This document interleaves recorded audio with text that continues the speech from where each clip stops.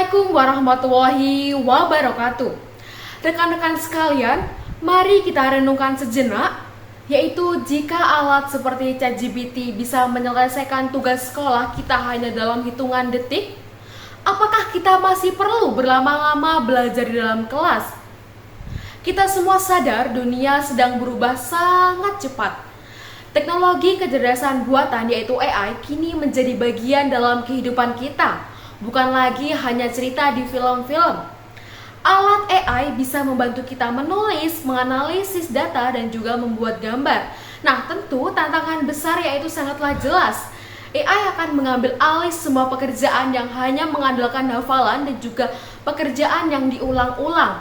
Oleh karena itu, pidato saya hari ini berfokus pada satu hal, yaitu pendidikan di masa kini dan masa depan harus berubah. Kita harus berhenti mendidik anak-anak kita menjadi robot, tetapi mendidik mereka menjadi manusia seutuhnya. Pendidikan tidak boleh lagi tentang apa yang kita hafal, tetapi bagaimana kita berpikir, merasa, dan juga menciptakan. Kita harus meninggalkan hafalan, utamakan berpikir kritis.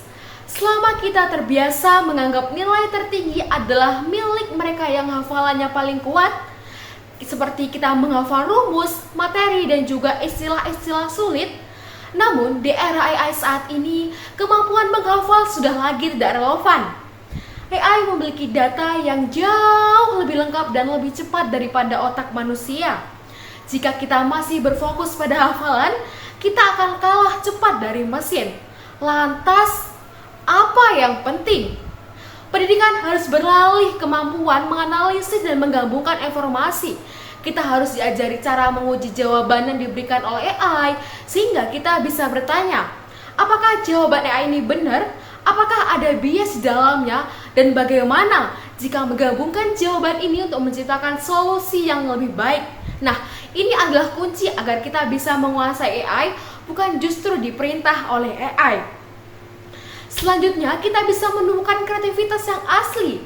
AI ini memang pintar untuk meniru. Ia bisa menulis cerita yang bahkan mirip cerita populer atau bahkan menciptakan lagu yang mirip dengan musisi terkenal.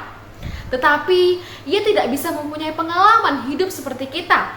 Ia tidak punya emosi dan ia tidak punya keunikan pribadi.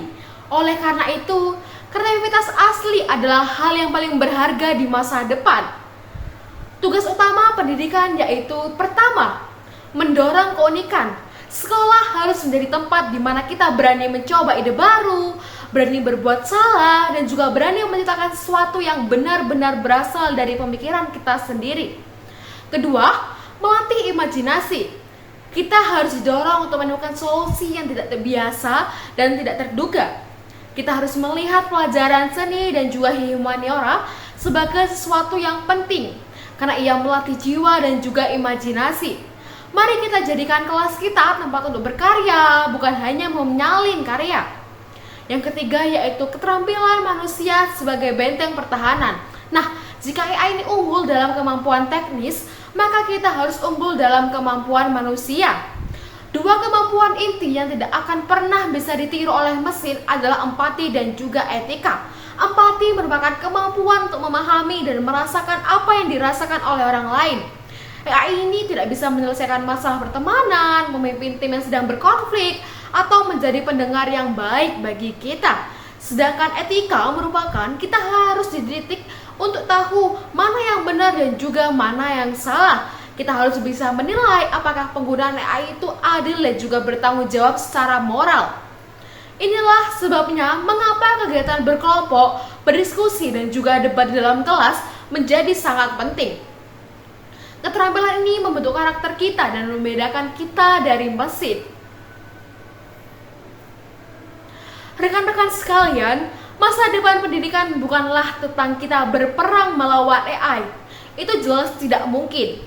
Masa depan pendidikan adalah tentang menggunakan AI sebagai alat yang luar biasa untuk mencapai potensi terbaik sebagai manusia. Jangan jadikan AI sebagai alasan untuk malas-malas berpikir. Justru, jadikan AI sebagai motivasi agar kita bisa berpikir lebih dalam dan juga lebih kritis.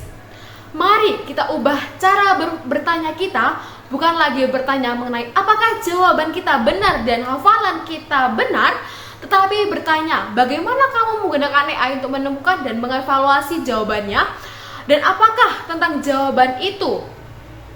Mari kita pastikan bahwa ketika kita lulus, kita membawa pikiran yang kritis, jiwa yang kreatif, dan hati yang penuh rasa kemanusiaan.